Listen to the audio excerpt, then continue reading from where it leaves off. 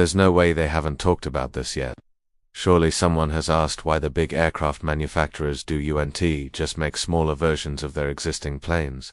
If the 747 is too big to sell, then just make an 80-seat 747, or just take an A380 and make it smaller. With the amount of money these companies have, surely they can afford to retool their factories and adjust the dimensions of a plane by an inch or two.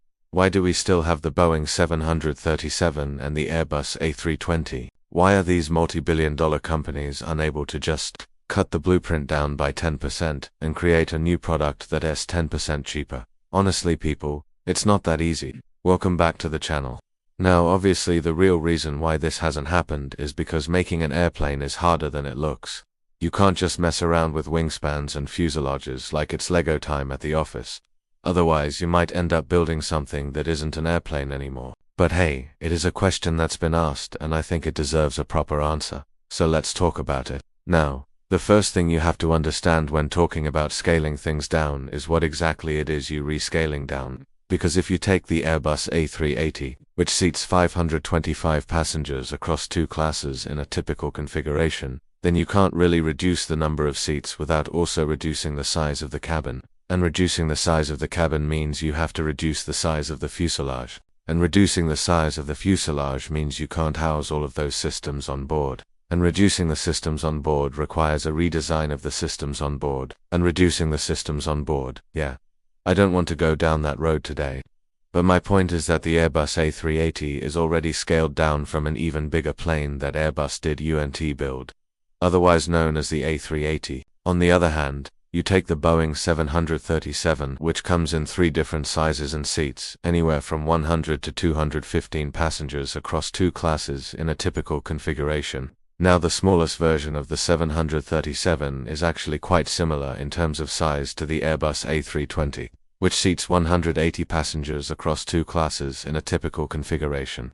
So the obvious choice would be to just scale down the 737, and then both Boeing and Airbus could close up shop and everyone could go home happy. Well, hold on buddy, because it doesn't work like that. Let us say that Boeing wanted to come out with a brand new 737 that was 10 smaller than the current 737,300. That would mean that Boeing would need to develop a whole new set of specifications for the plane. They would need to get approval from the FAA. They would need to redesign the interior and the exterior of the aircraft. They would need to figure out how to train pilots on that aircraft. They would need to make sure the aircraft would meet all of the certification standards.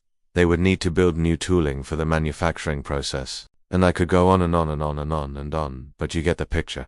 It's a long and complicated process.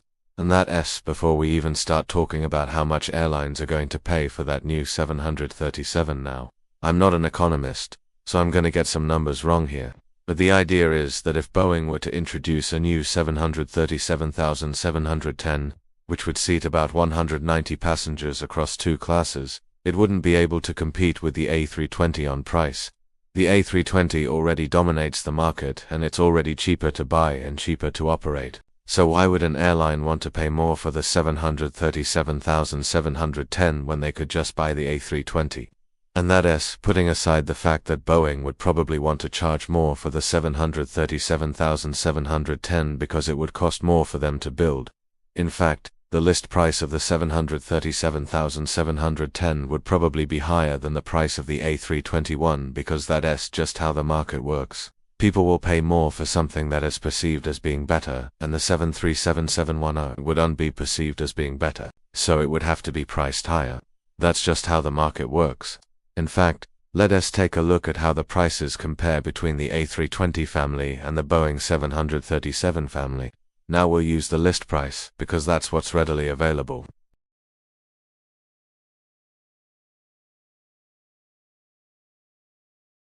The A320 has a list price of $120 million, and the A321 has a list price of $140 million. Now the smallest Boeing 737 is the 737,700, which has a list price of $130 million. The 737,800 has a list price of $140 million, and the 737,900 has a list price of $160 million. So as you can see, the A320 is cheaper than the 737 across the board. So Boeing couldn't just come out with a new 737 and expect airlines to switch over. Now I know what you're thinking. What about the MAX?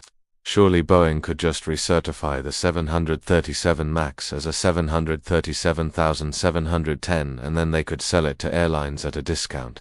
Wrong again, my friend, because there's a big difference between the 737 MAX and the proposed 737,710. The 737 MAX is larger than the 737,800, and the proposed 737,710 would be smaller than the 737,800, so they're not interchangeable. Plus, the 737 MAX is already more expensive than the 737,800, so Boeing could just recertify the 737 MAX as a 737,710 and sell it to airlines at a discount. Now I know what you're thinking. What about the Embraer E2? Surely Embraer can make a smaller version of the E2 and then sell it to airlines at a discount.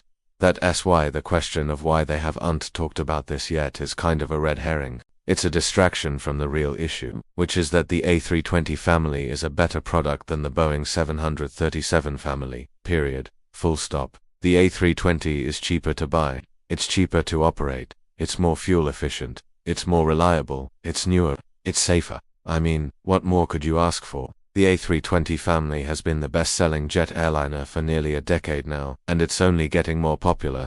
In fact, Airbus just announced that they have built their 10,000th A320 family jet. That's a pretty big deal. Like, imagine being able to produce 10,000 of anything in less than 10 years. That's pretty impressive. And Airbus has done it, and it's no wonder why. The A320 family is a great product, and it's only going to get better. Airbus has just announced that they are going to be developing a brand new engine for the A320 family that will be even more fuel efficient, and that's in addition to the A321XLR, which has an even longer range, and that's in addition to the A321neo, which is even more fuel efficient, and that's in addition to the A320, which is already great. I mean, how can anyone compete with that? Oh wait, never mind. It's not about competing with the A320 family. It's about keeping up with the A320 family. On April 1st of this year, Airbus delivered its 1,000th aircraft of 2023. That's a lot of planes. And it made Airbus the world's largest aircraft manufacturer by deliveries for the first time ever. They've held that position for the last 18 months. They're delivering more planes than Boeing every single month, and it's not close. For example, in March of 2023, Airbus delivered 683 planes, while Boeing delivered 464 planes.